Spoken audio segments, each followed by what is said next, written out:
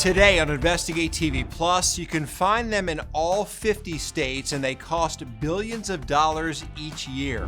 I'm Lee Zurich. And I'm Tisha Powell. From the sea to the soil to the sky, we examine the cost of invasive species across the country.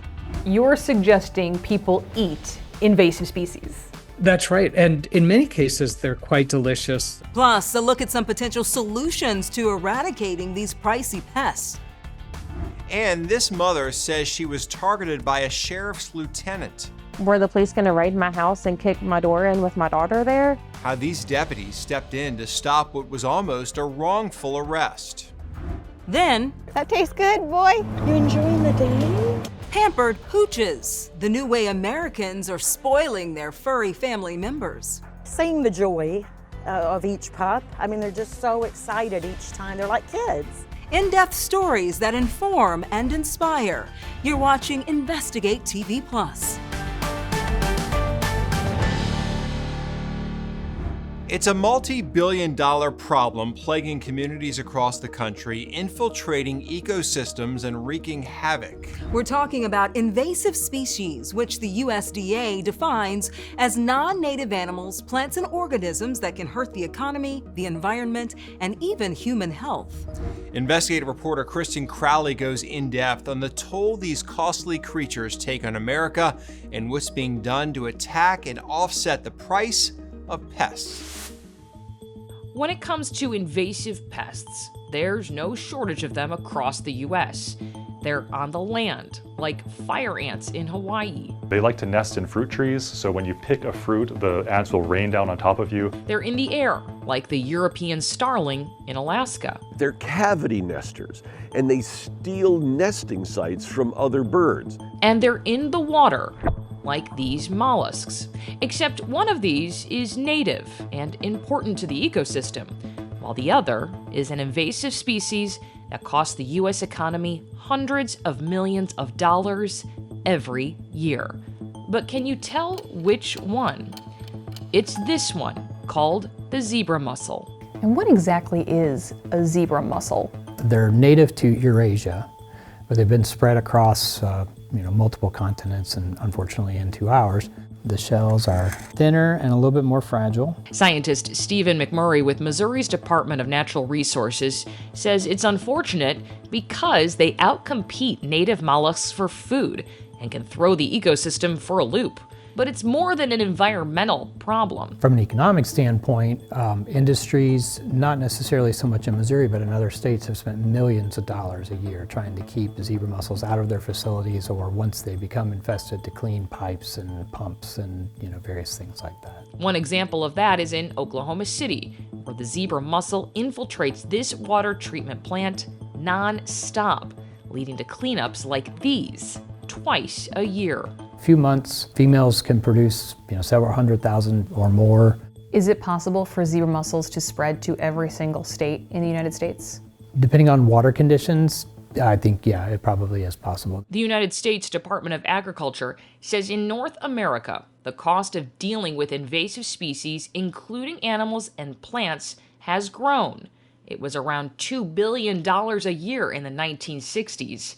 And today, we estimate about $40 billion a year in damage and crop loss, trees, and other kind of plants like in the environment. John Crow is a national policy manager in plant protection with the USDA. He says prevention is key. That's why we really have this Hungry Pest campaign that looks to protect our economy, food, and environment. It's just a piece of firewood, right? This campaign looks to educate people about how to prevent the spread of invasive species by not moving things like firewood or foreign plants and fruits. Leave hungry pests behind. The zebra mussel, whose larvae are microscopic, hitches rides on boats, so it's important to completely dry them out before moving them to another body of water. Those seemingly small efforts are important because of how expensive fighting invasive species can be. Take the zebra mussel, for example. The pest has made the Lake of the Ozarks home for the last decade. There's a chemical that could kill it, but Stephen says it's not worth it. You have no way of preventing a reintroduction. So if you spend the billions of dollars it would take to rid Lake of the Ozarks of zebra mussels, you would have no way of preventing it from reoccurring. And it would cost billions to eradicate them there. At that lake in particular, it would be billions of dollars, just in chemical alone. But one scientist says there is another option, although it may be hard to stomach. You're suggesting people eat invasive species. That's right. And in many cases, they're quite delicious. Dr. Joe Roman says if you can't beat them, eat them. He bought into the idea about 20 years ago and encourages others to do the same. I don't think we're going to eat these animals to extinction, but if we harvest them in particular areas, the numbers go down of these invasive species. And more exciting as a conservation biologist is the native species start to pick up as well again. How do you get the public perception to accept this method? 50 years ago, Americans thought the idea of eating raw fish was strange, right? And now sushi is everywhere. His website, eattheinvaders.org, lists recipes for things like wild boar tacos and popcorn Asian shore crab. They're just small crabs, and as a friend of mine described them after they sauteed them, it was kind of like Doritos with legs. But Dr. Roman says invasive species as food should be a last resort. Preventing them in the first place should be the starting point. And that, education experts say, is working. Crow tells us at one point roughly 70 invasive plant species were coming into the country every year. Now he says that number's been cut in half. He even had an example of how one educated person prevented a potential disaster. We really were saved by a woman in Long Island with Asian longhorn beetle. She reported Asian longhorn beetle early and saved us years and millions of dollars in research, and not research, but in survey and eradication dollars with it, just by that early report of it. And if you notice a plant or animal in your area that you think could be invasive, you can report it. Each state has a plant health director. You can find yours on the USDA's website. Still ahead, babies born dependent on drugs. It's painful. It's really hard to watch.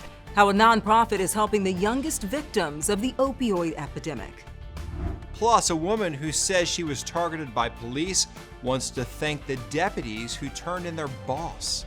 If those drug agents hadn't stepped up and turned in their own commander, we wouldn't be sitting here right now. Right, yeah. How a custody battle almost ended in a drug raid and a mother's wrongful arrest. You can watch Investigate TV Plus anytime, streaming online. Get the app for Roku, Amazon Fire TV, and Apple TV. They're free to download.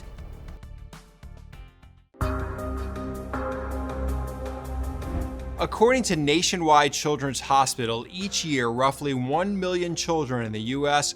will experience their parents' divorce. When it comes to custody, the needs of children are a top priority. A Georgia woman says the fight to keep her daughter in her home almost led to her wrongful arrest. Investigative reporter Brendan Keefe explains how 3 law enforcement officers stepped in and called out one of their own in uniform. Drug agents set up covert surveillance on this quiet Griffin Street. The anonymous tip to the head of the drug unit said a woman had illegal drugs with a young girl inside the home. So far, we've found nothing. Records show it was a suspected narcotics distribution center, so Spalding County deputies kept watching the house. All they saw was Macy Jones and her 3-year-old daughter, with no signs of illegal activity. They've done surveillance for 2 or 3 days at least, and they haven't seen anything. The 3 sheriff's office drug agents became increasingly suspicious of that anonymous tip and of their own commander.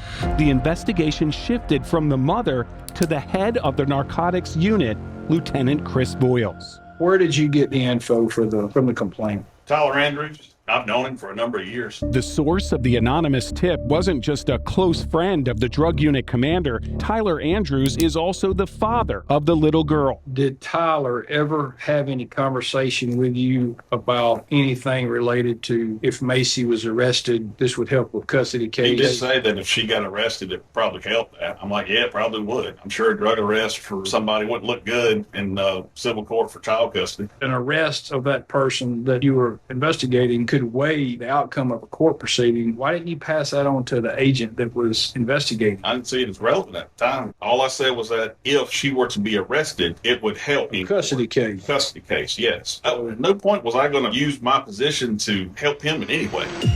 The sheriff immediately fired Lieutenant Voiles, ending his 2 decades on the force. We uncovered the case file a full year later, and as soon as I saw Macy's name, I called her from the sheriff's office parking lot. To assist a personal friend gain custody of a child through deceitful means. My first question was, did they tell Macy? Because this would... No, you were the first person to tell me that. So they never told you? No. Were the police going to raid my house and kick my door in with my daughter there and take me in cuffs in front of her? If those drug agents hadn't stepped up and turned in their own commander, we wouldn't be sitting here right now. Right, yeah. I would love to meet them and tell them thank you, because you're right, if it weren't for them, who knows where we would be? My daughter may not even be with me. I may be behind bars. Why didn't Sheriff Dix just pick up the phone and call you and tell you this happened? Even as a courtesy, that's what I would like to know. I mean, if I was that close to, losing my daughter, going to prison, completely ruining my life, and someone lost their job over it, why would you not call me? All rise. Superior Court is calling case now in session. Now a judge will hear the case. Macy Jones is using the sheriff's office investigation in a bid for full custody. Macy Jones versus Marcus Andrews. Sitting right next to Andrews in court, his friend and now former lieutenant, Chris Voiles. The sheriff filed paperwork with the state, which revoked Voiles' police certification. He can never be a cop in Georgia again. I don't want to see another innocent mom go through this. The father, Tyler Andrews, would not do an interview with us. He did not testify. In fact, his attorney didn't call any witnesses at the next hearing. The same goes for Lieutenant Chris Voiles. He was in court but was not called to testify. The judge gave the father supervised visitation every other week on a temporary basis. But for now, the mother has sole custody. In Atlanta, I'm Brendan Keith. Still ahead, cruising canines. Nothing like traveling with the kids. How these doggy day trips ensure every dog has his day. Plus, a formula for recovery. How a nonprofit is helping mothers and children burdened with addiction. It's a breath of fresh air. I don't know how else to explain how great life can be. Our in-depth coverage continues. You can get connected to Investigate TV Plus on all social media platforms.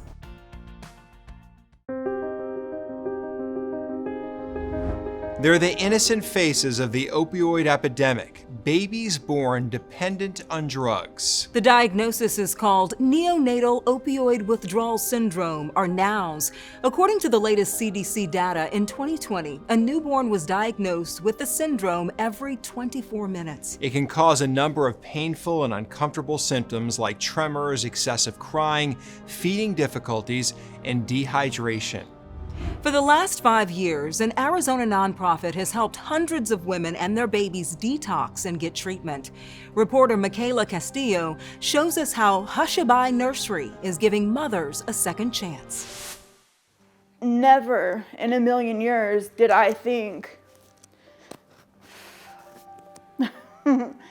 that I was going to be that person. Almost 8 years ago, Crystal Walton's life changed forever during her first pregnancy. That messed something up in my back when I got the epidural shot. I slowly started getting on the pain pills, the 5 milligram perks, then the 10 milligram, then the 15. Before she knew it, Crystal said she was addicted to painkillers. I stayed on the pills for a little bit longer, but that was super expensive. So slowly but surely, I started doing heroin, In August of 2022, Crystal got sober and was put on methadone for treatment. In a sense, stayed on it through her most recent pregnancy with her third baby, Luna. When you're on things like that, like your baby's gonna go through some sort of withdrawal. Crystal and Luna stayed at Hushabye Nursery for 5 days, a nonprofit that provides a place for moms and infants to detox and receive treatment. And their story isn't unique. Hushabye says in Arizona, 2 babies are born every day with opioid withdrawal. Babies are being born dependent on opiates, and they go through a withdrawal process just like an adult would. It's painful. It's really hard to watch. Since November of 2020, Hushabye has helped more than 700 babies and 1,600 parents. Opiate use disorder, aka addiction to fentanyl, to heroin, to Percocet, is real. Hushabye hopes to provide more resources to those in need. And there's so many more out there that need our help that just haven't heard about this. According to the CDC, the average hospital stay for a baby born with NOWS is about 9 days, and the Cleveland Clinic says it's most often treated with drugs like methadone and morphine. Still ahead, these pups can't contain their excitement. Petey's a little verbal. As you saw. The inspiration behind Petey's pup rides. I'm Viv Williams with the Medical Mythbuster Moment. The myth: hay fever is an allergy to hay that can cause a fever. Hay fever has just been a common term used to describe pretty much any nasal allergies. Dr. Jerry Volchek, an allergist at Mayo Clinic in Rochester, Minnesota, says you can be allergic to hay, but for many people, their runny noses and itchy eyes have nothing to do with it. Allergic rhinitis is just referring to an allergic reaction occurring in the nose, and it's due to inhaling airborne allergens, and the most common ones are pollens. Tree, weed, and grass pollen. And he says fever is usually not a symptom. So how did hay fever get its name? He says people started calling it that in the 1800s because allergies were often bad during hay season. They associated their runny noses and itchy eyes with smelling hay. But Volchek says unless you're near a hayfield and are truly allergic to hay, your symptoms are likely caused by another allergen. With this Medical Mythbuster Moment, I'm Viv Williams. You can watch Investigate TV Plus anytime online. Just subscribe to our YouTube channel at Investigate TV. You can catch stories and full episodes.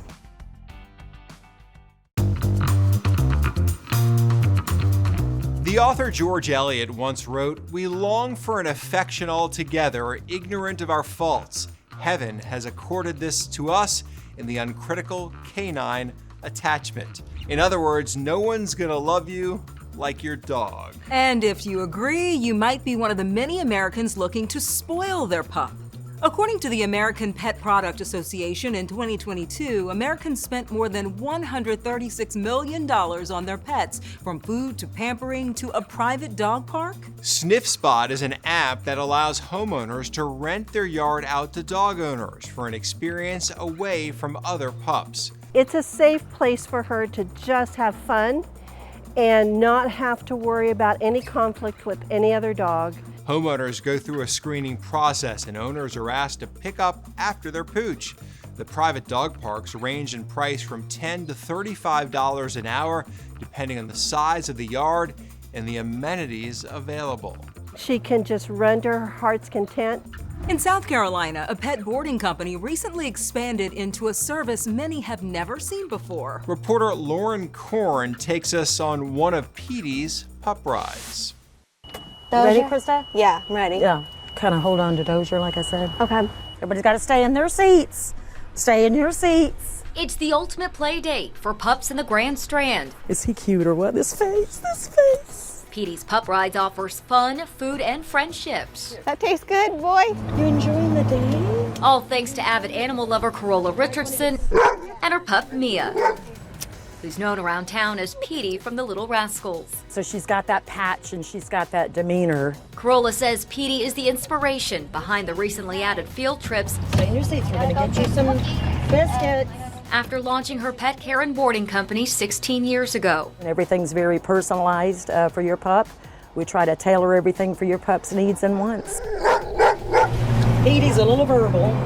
As you saw. The parents may want them to go to the beach, so we'll do that. Maybe followed by ice cream. Wave hi to George. Corolla, her daughter Krista, and Petey, who ride shotgun, zoom around town in colorful golf carts. You know, dogs love golf carts. Come on, Dexter. Picking up their pup clients from South Myrtle Beach to Huntington Beach. Each pup that we pick up gives us the biggest greeting you've ever seen. In fact, I think we've been knocked down a couple of times. Nothing like traveling with the dogs. We got to tag along for one of their field trips. We have a lot of fun. Oh my goodness. First, picking up Dexter, who's bundled in a hoodie and still waking up. He sounds like he's going to sleep. Are they cute or what?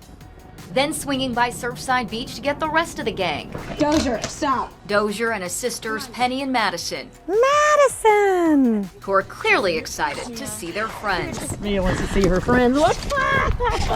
Oh my goodness. Hi, sweetie. Hi there. But Corolla says the cart won't start until they're all buckled in. Come on, Dozier. Up, Sit. I'm gonna take these out. I'll be right back to the waters. Our field trip included dining al fresco at Benjamin's Bakery in Surfside Beach. You good? You want some more? No pool now. Then a stroll at a nearby park. Oh my goodness, good girl. Before loading back up to go back home. You little stinky. Seeing the joy of each pup. I mean, they're just so excited each time. They're like kids. Good girl, Madison. And Corolla says that's what Petey's Pup Rides is all about. I mean, it's just, yeah, priceless. Priceless. That's so nice that everybody gets along, yeah. Everybody sit and stay in your seats. Good boy. Some nice weather, a nice ride, some snacks. You can't beat that. Pretty good day for those dogs, Yeah. right? Buckled in, safe in those golf carts as well, too. Happy puppies. Very nice. All right, that's it for us here on Investigate TV Plus. I'm Lee Zurich. And I'm T. Chappelle. Thanks for watching.